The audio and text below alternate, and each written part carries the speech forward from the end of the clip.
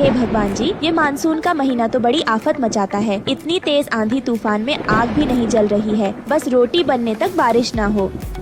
हिमालय जंगल के आसमान में काले काले बादल छाए हुए थे। ऐसे में रानो चिड़िया बार बार चूल्हा जलाने का जतन कर रही थी, लेकिन तेज आंधी तूफान चलने की वजह से चूल्हा बुझा जा रहा था। तभी बहुत जोर की बारिश शुरू हो जाती है और जंगल का हर एक पक्षी अपने अपने घोंसले में होता है। तभी हरिया काका टुन्नू चिड़ा से कहता है ऊपर वाले, आपको भी अभी ही बारिश की आफत लगानी थी। बेचारे किसान पक्षियों ने खेतों में नारियल के पौधों की खेती करी है। बेचारे सब के सब बारिश में भीग रहे होंगे। अरे और टुन्नू देख, बारिश के साथ ओले भी बरस रहे हैं। अरे घर चल, बारिश थम जाएगी तो आ जाएंगे रोटी पानी खाकर घर से।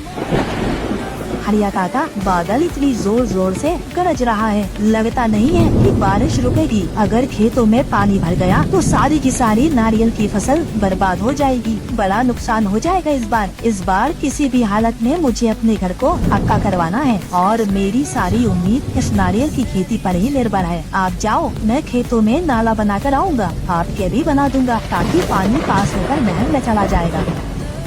जिस प्रकार सुनहार के लिए उसका सोने का व्यापार होता है, उसी तरह गरीब किसान के लिए उसकी मिट्टी, खेत और फसल होती है। टुन्नू चिड़ा बारिश में भीगता कांपता हुआ अपने खेत में नाला बनाता है। बन गया नाला, अब घर चलता हूँ। रानो चिंता कर रही होगी।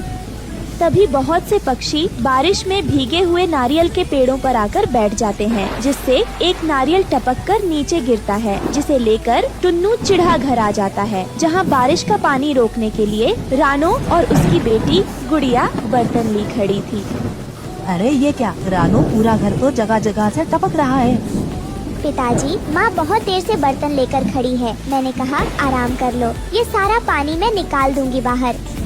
उसकी ये बात सुनकर टुन्नू चिड़ा मायूस हो गया। मेरी सयानी सी बिटिया, रुक जाओ, मैं छत पर ये बड़ी वाली पन्नी डाल देता हूँ, फिर छत नहीं टपकेगी। लेकिन संभलकर जी छत एकदम कच्ची हो गई है। थोड़ी देर में बारिश का पानी ठहर जाता है। तभी नारियल को देखकर गुड़िया उसे खाने की जिद करती है। पापा, आप ये नारियल मेरे लिए लाए हैं ना? मुझको भूख लगी है, मैं खा लूँ। नहीं गुड़िया बेटी, यह खेत की पहली फसल है, इसको भगवान जी को चढ़ाएंगे।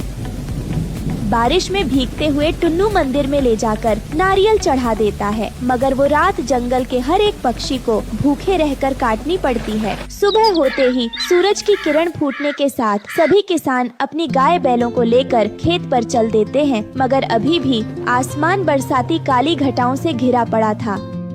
हे भगवान, इस आटे में तो केवल 3 रोटी बनी है। गुड़िया बिटिया, ये एक रोटी तू खा ले और एक पिताजी के लिए बचा देना और एक रोटी मैं बबली काकी को दे आती हूँ।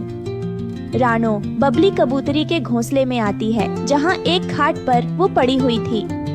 अरे रानो बेटा, कल रात तू खाना लेकर नहीं आई, मैंने तेरी बड़ी राह देखी। फिर मैंने सोचा बारिश के चलते तू नहीं आ पाई होगी। सारी उम्र बीत गई इस घास फूस के घर में रहकर और आधा पेट खाकर, ना जाने हमारे जंगल के भाग्य कब बदलेंगे। ईश्वर ने चाहा तो बहुत जल्द बदल जाएगा।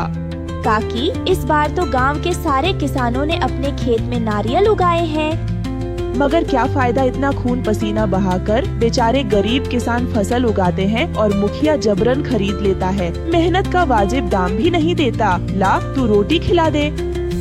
ऐसे ही दिन बीत रहे थे। सभी किसानों की नारियल की खेती तैयार हो जाती है। सबके पेड़ में बड़े बड़े नारियल उगते हैं। तभी मुखिया कालू सेठ वहाँ आता है। अरे क्या बात है, इस बार तो खूब अच्छे नारियल हुए हैं तुम्हारे खेत में। इन्हें लेकर मेरी हवेली पर आ जाना और दाम ले जाना। तभी बूढ़े हरिया काका ने कहा, नहीं मुखिया जी, इस बार हम अपने नारियल शहर के बाजारों में बेचेंगे, आपको नहीं बेचेंगे। हाँ मुखिया जी, आपको अपनी फसल बेचकर हमें कोई मुनाफा नहीं होता और अपने परिवार के लिए हमको पक्के घर बनवाने हैं। यह सुनकर मुखिया कालू सेठ खेत में से खिसियाकर चला जाता है और अपने आदमियों से कहता है, ओए सुन, आज बांध का सारा पानी इनके खेत में छोड़ देना। मैंने इनके नारियल के खेतों का नाश नहीं मारा तो मेरा नाम कालू सेठ नहीं है। सभी किसान ने अपने फसल की पहली उपज का नारियल मंदिर में चढ़ाते हैं। उसी रात मुखिया का आदमी पूरे बांध का पानी बहा देता है और ऐसे में बारिश का कहर भी पूरे गांव पर टूट पड़ता है। उस दिन लाडो चिड़िया का लगन भी था और वो आंधी तूफान कई घरों को तबाह कर देता है। अरे पक्षियों, भागो यहाँ से, पूरा जंगल बाढ़ की चपेट में आ गया है। फिर सब जगह अफरा तफरी मच जाती है। सब पक्षी अपने घरों से उड़ते हुए मंदिर में इकट्ठा हो जाते हैं। सब कुछ तबाह हो चुका था। सब सामान बारिश में बह रहे थे। कई दिन बगैर खाए पिए बीत जाते हैं, लेकिन बारिश बंद नहीं होती। है ऊपर वाले दया करो, अरे कुछ नहीं बचा। घर बाहर से लेकर खेत खलियान सब नष्ट हो गए। धीरज रखिए काका, सब ठीक हो जाएगा, आप घबराए नहीं। यह सुनकर गरीबी से हारा हुआ बूढ़ा हरिया तोता बिलखते हुए बोला, अरे ऊपर वाला होता तो ये तबाही आती क्या। रानो बेटा, हम गरीबों के लिए कोई चमत्कार नहीं होने वाला। हमें तो अपनी हड्डियाँ गलाकर कमाना खाना है। अरे कभी ये मुखिया हमारा हक नोच नोच कर खाते हैं, तो कभी ऊपर वाला हम किसानों को बारिश की मार मारता है। कई दिनों तक बारिश के कहर में भूखे रहने की वजह से सबके चेहरे एकदम मुरझा से गए थे। तभी भूख से तड़पती हुए गुड़िया ने कहा, पिताजी, मुझे बहुत जोरों की भूख लगी है, खाना चाहिए, पेट में दर्द हो रहा है, 3 दिन से कुछ नहीं खाया। बेटिया सब्र कर, क्योंकि अभी अन्न का एक दाना भी नहीं बचा हमारे पास। पूरा गांव तबाह हो चुका है।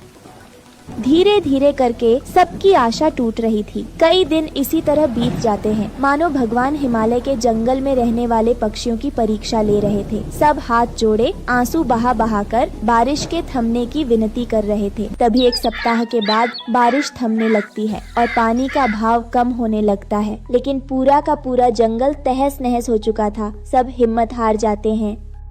अरे सब मिट्टी हो गया। देखो पक्षियों, हमारे घर ढह गए। एक एक सामान जोड़ा था वो भी नहीं बचा है। ऊपर वाले, क्यों हम गरीबों पर बारिश करके हमारी परीक्षा ले रहे हो? अब बस करो, कोई चमत्कार कर दो। तभी रानो चिड़िया को नारियल देखकर उससे घर बनाने का उपाय आता है। टुन्नू जी, वो देखिए नारियल, क्यों ना हम उन नारियल से अपना घर बनाएं। इससे हम सब पक्षी इस बारिश से जरूर बच पाएंगे। भगवान ने हमें रास्ता दिखा दिया है। लेकिन रानो, भला नारियल का घर कैसे बना सकते हैं? वो तो टिकेगा ही नहीं। काश टुन्नू जी, कोई चमत्कार हो जाए जहां हम गरीब पक्षी चैन सुकून से रह पाते। दुख के मन से जैसे ही पक्षियों ने यह कहा, तभी सभी नारियल के पेड़ जैसे सूरज की सुनहरी किरणों जैसे चमक उठे और देखते ही देखते वहां पर बड़े बड़े नारियल के घर बन गए। अरे ये क्या, ये तो नारियल के घर है, वो भी कितने मजबूत हैं। कहीं मैं कोई सपना तो नहीं देख रही। तभी उस जादुई नारियल के घर में से आवाज आती है, आज से ये जादुई नारियल का घर तुम सबका है। यह तुम्हारे परिश्रम का फल है। आप सब अब आराम से इस नारियल के घर में रह सकते हो। तुम पक्षी इस नारियल घर से जो कुछ भी मांगोगे वो तुम्हें ये घर सब देगा। अरे वाह, ये नारियल का घर तो कितना सुंदर है। इसकी दीवारें तो हमारी कच्ची घास फूस वाले घर से कितनी मजबूत है। हाँ रानो, क्योंकि ये जादुई नारियल का घर है, इसलिए ये मजबूत और बहुत सुंदर है। ऊपर वाले ने हमारी प्रार्थना सुन ली। फिर सब पक्षी खुश होकर अपने अपने लिए उस नारियल के घर से खाना मांगते हैं और कई दिन बारिश के कहर में जीने के बाद पेट भरकर सब खाना खाते हैं और जादुई नारियल के